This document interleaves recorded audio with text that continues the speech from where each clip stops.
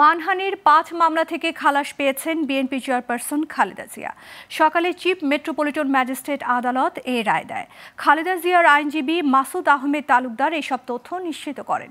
জানা গেছে, মিথ্যা তথ্য দিয়ে ভুয়া জন্মদিন পালন ও যুদ্ধ অপরাধীদের মদদ দেওয়ার অভিযোগে দুটি মামলা সহ কয়েকটি মানহানির মামলা রয়েছে খালেদা জিয়ার বিরুদ্ধে।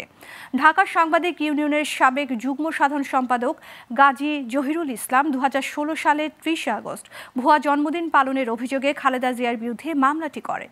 এছাড়া চিহ্নিত স্বাধীনতা বিরোধীদের গাড়িতে জাতীয় পতাকা তুলে দিয়ে দেশের মানচিত্র ও জাতীয় পতাকার মানহানির ঘটানোর অভিযোগে খালেদা জিয়ার বিরুদ্ধে আদালতে একটি মানহানির মামলা করা হয়।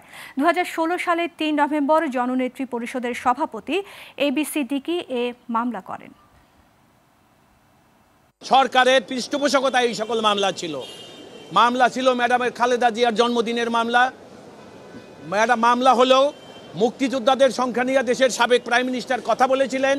তিনি বলেছিলেন যে যারা শহীদ মুক্তিযোদ্ধা তাদের পরিবারের দিকে আমাদের খেয়াল রাখতে হবে, তাদের তালিকা করা অত্যন্ত জরুরি, জাতি তার কাছে ঋণী। সেটা নিয়েও একটা মামলা করেছেন।